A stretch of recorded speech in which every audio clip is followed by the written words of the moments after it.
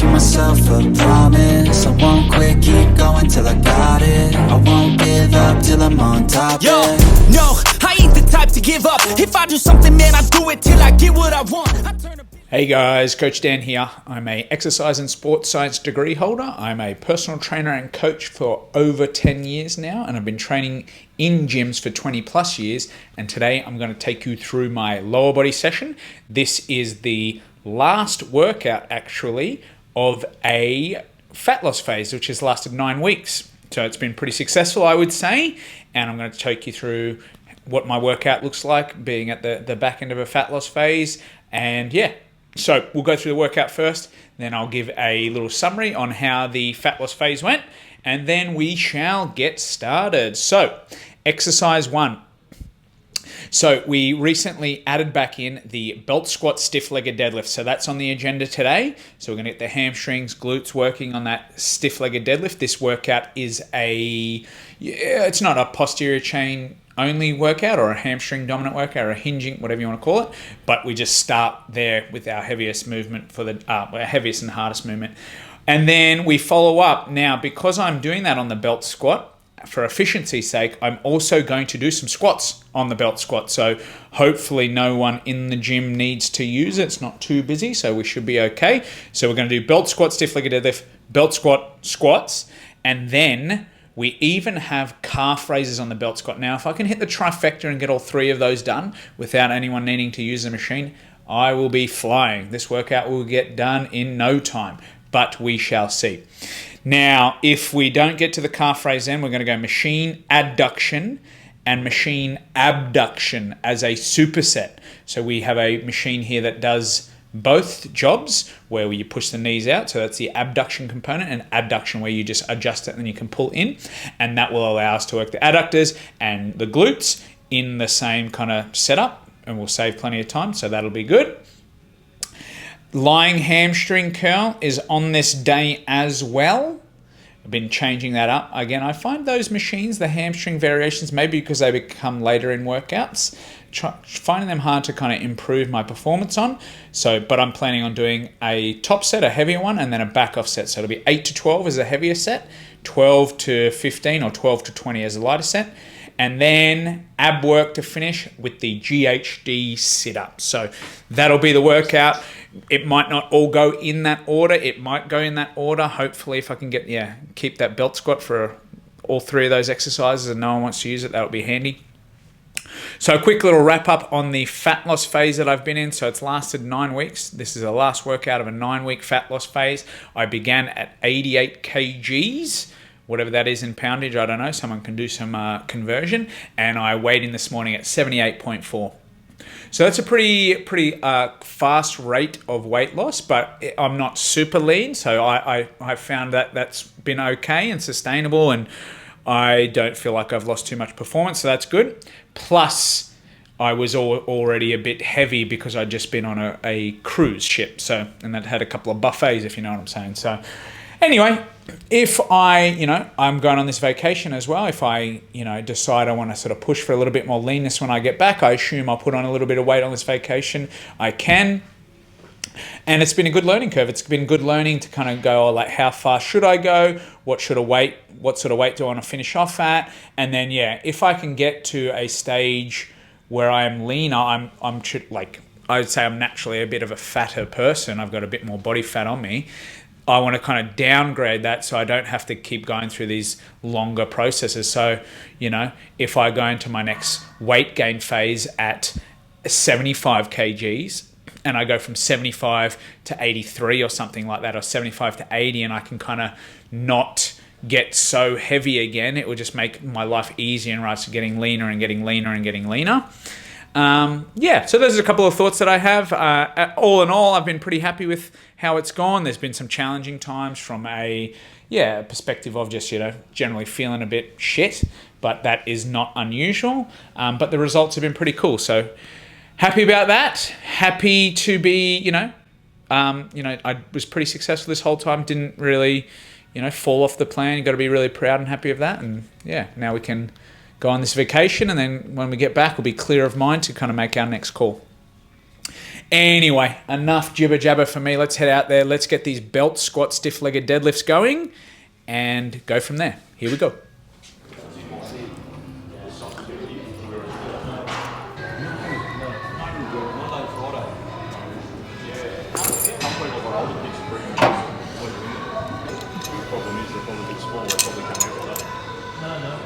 All right, first up we have the stiff-legged deadlift on the belt squat. So I've really been loving this one. I really like the increased stability.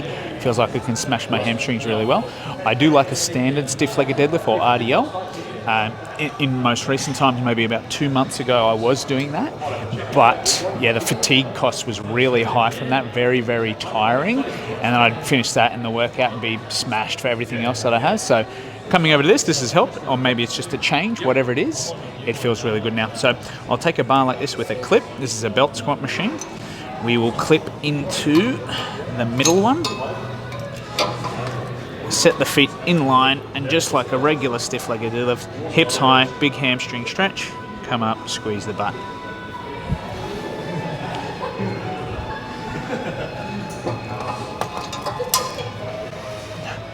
All right, let's build it on up. It is, you like it? Yeah.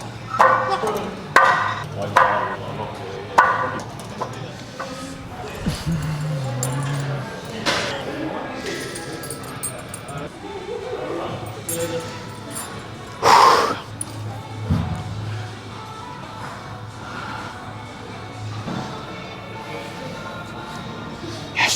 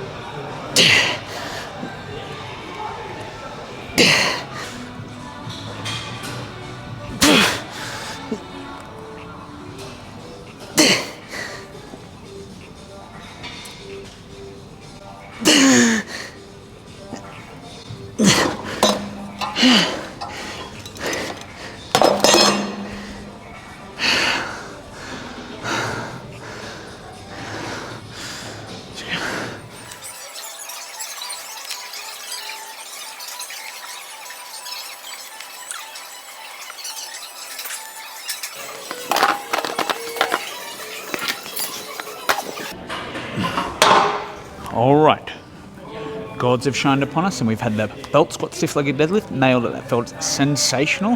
Had to get pretty fired up for this one, so I'm gonna have to regather myself to get my energy going again. So, belt squat now. Now you'll see I add these step boxes, step decks, whatever you wanna call them, to increase range of motion. So this is a pretty good belt squat machine. It's on a hinge, which means the resistance changes throughout the movement, which it might not be perfect, but again, it's good to unload the spine. I think it's good enough. I think it's effective. I feel good stimulus, or I feel like it's effective, so it stays in the routine. And yeah, I mean, optimal, not optimal, it feels like it's doing a good job for me. I can train close to failure very safely and without much fatigue to the rest of my body. So one of the considerations to make in a belt squat like this is it's got 3 notches, right? Now, these notches do slightly angle up, as well as the further away you are from the hinge point, which is down there, essentially the stronger it's going to make you. So if I get into this, I'll be stronger than if I get into this, as if we were using like a spanner, where we kind of do and we leverage it from here. If this is something that we were trying to screw, loosen, whatever, if I tried to hold it in here, it would be harder. So I'm going to set myself up the narrow notch, and that's just going to allow me not to use as much weight. And there's no reason to go to the back for me, so I take a pretty narrow stance, clip in, up we go, thingy comes out, staying pretty upright, control, drive out of the bottom.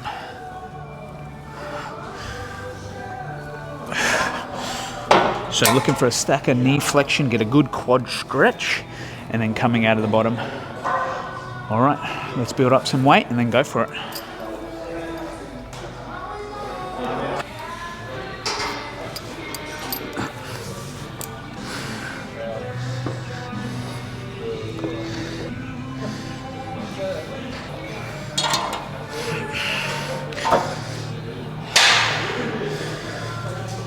All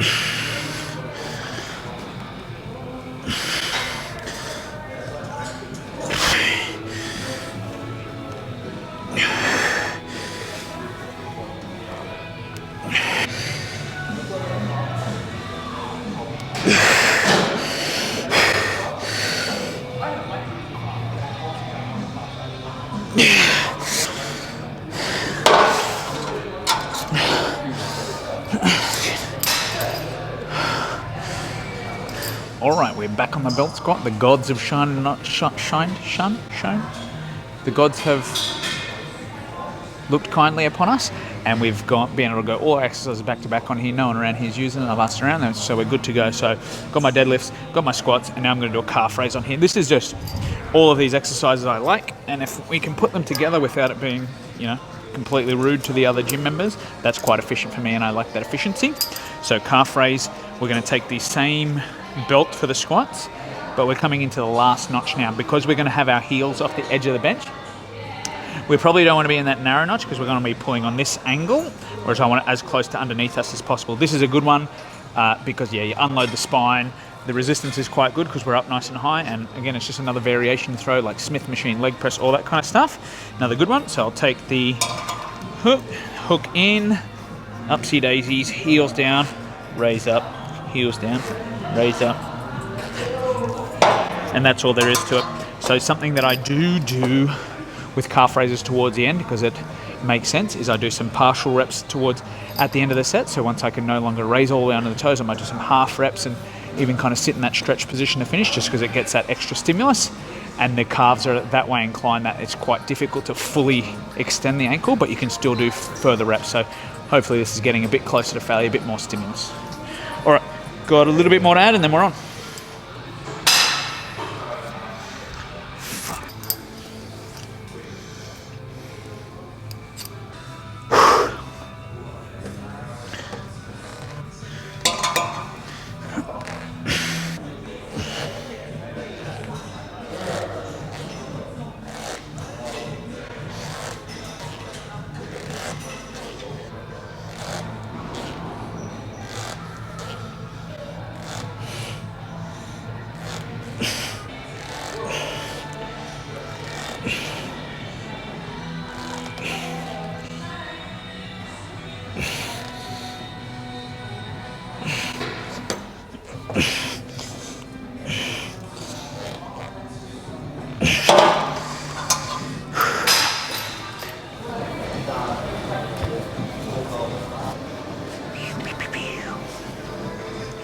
Okay, we're going machine abduction and machine adduction next. So this machine does both functions and they're both on this day.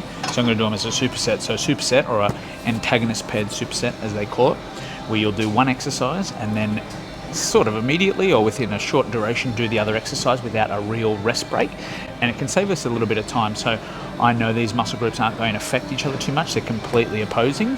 So abduction pushing out, adduction pulling in, so they shouldn't affect each other too much, and it saves us a little bit of time. So that's pretty good at this stage of the workout. So the only real, maybe a couple of unique things. The abduction version, I'm going to use these yoga blocks for range of motion, and then I'll show you the adduction as well. So essentially what I'll do is I'll stand up first, shove the yoga blocks, these are in here, and that's just going to push my knees further in, increasing the range of motion.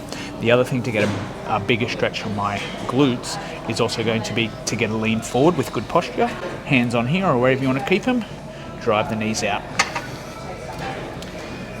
Bada bing, bada boom. Really working on the glutes on that one in isolation, and again, part of the glutes job, or one of their main jobs, is hip extension, but potentially also abduction, so helping with that as well. Then immediately after, lighter weight because they're not as strong, we essentially flip the pads around, we take this out, I know I'm second notch, and we lean back for this version. If we're now working the adductor muscles, because they're also a hip flexor, so they'll help pull this up essentially, or pull your leg up towards your hip. To lean back would be stretching them out. So we're kind of doing the opposite. For the glutes, lean forward. For the adductors, lean back.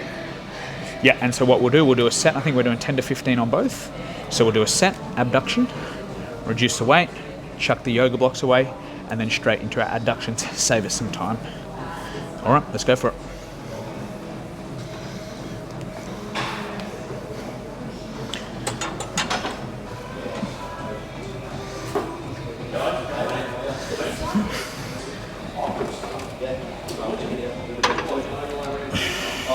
I've been around one for a while, but I'm going to get back to it. Yeah, nice.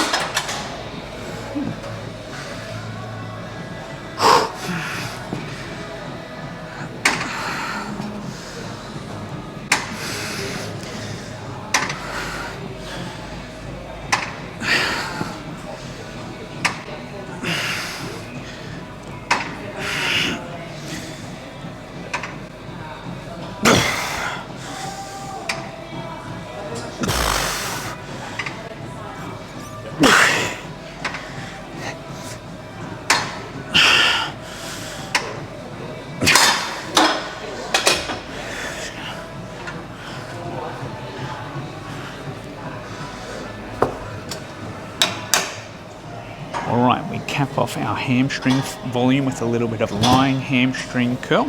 So isolation for the hamstring, or close to the isolation. When we do the stiff-legged deadlift on the belt squat before, you get hamstrings, you get glutes, all that kind of stuff. And it also, there's a lot of fatigue because it's a heavy weight. So you can't always do more of this really heavy fatiguing stuff because it just takes too large a toll. So in that kind of situation, I want a little bit more work for hamstrings. Sometimes these machines are good because I can, basically just tax the hamstrings without it being too fatiguing to everything else like that one is. So that's all the rationale there. Some people would suggest, and there is some direct research suggesting the seated version, seated hamstring curl, where you're out there like this doing this, is more effective for the hamstrings. And there's some, like I said, direct research for that, but it doesn't mean this is not valuable at all. And I also do the seated hamstring curl on another day. So this one on this day, and yeah, another couple of things I do. What's one thing, I suppose? A heavier set, so a top set with a higher weight, and then a back off set with lighter weight. Technique wise, we lie down. These are pretty similar the world over. Back of the ankle, set it on that pad, set it as low as the machine will allow for a large range motion. Heels to butt, control, big stretch, heels to butt. Bada bing, bada boom. 2 sets, and then we move on. Let's get this done.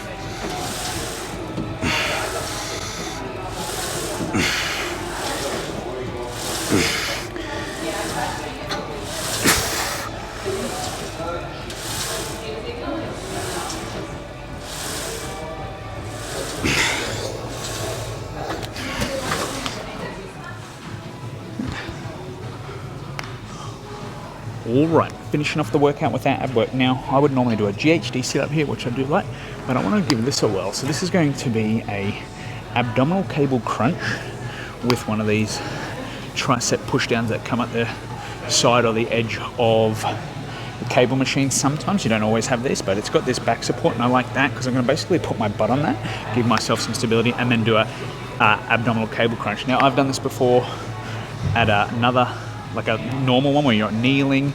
Essentially, I'll do the same thing, but put my butt on the post to create that stability. But today I'm going to go with this. Now, it does feel, with a little bit of practice that I've already have, it does feel as if maybe range of motion is limited, but maybe it's not a major concern. So what you'll do is just like a standard abdominal cable crunch. I'll kind of pin my forearms to the side, butt on the pad, crunch in. So I see some downsides, but I'm going to give it a try and see what the stimulus is like, see if it feels effective. So yeah, it feels like it's kind of pulling me up a little bit, and that might take away from it, but I'm gonna give it a try, give it a few sets, see if it's a worthwhile addition to the rotation. Okay, let us begin.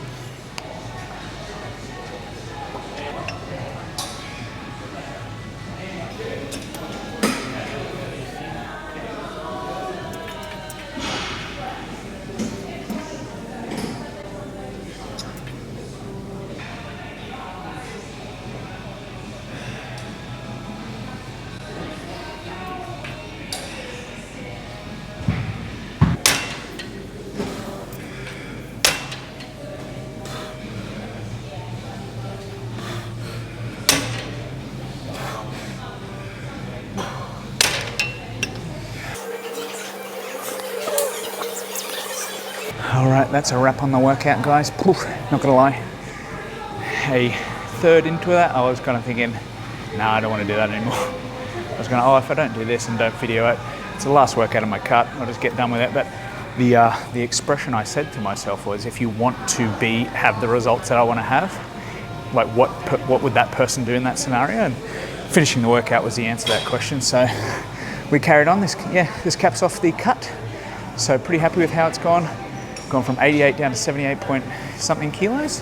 And yeah, some noticeable changes in leanness. Go on a vacation, probably put a couple of those back on, and then come back afterwards feeling good, and then see where we're at. All right, let's get out of here. Let's get on this vacation. As always, if you like the content, hit the little subscribe up here. If you want to watch another video, click on this one. We got shorts going as well for little technique tips. And as always, it's about progress over perfection. Coach Dan, signing off.